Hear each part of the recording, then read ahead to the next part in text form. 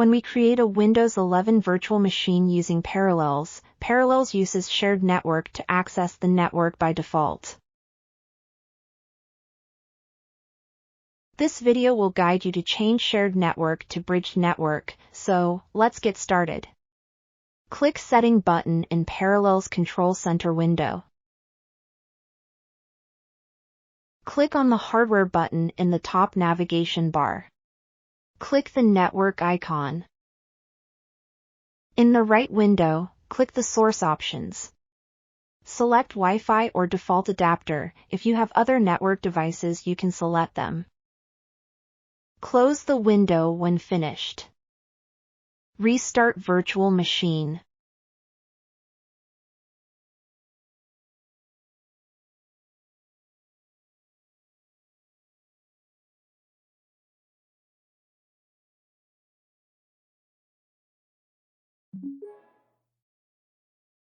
Press Windows icon plus or then type in CMD to open command window. Run command IP protocol configuration to check the IP of Windows 11 virtual machine.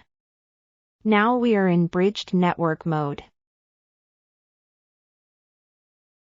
Thanks for watching. See you next time.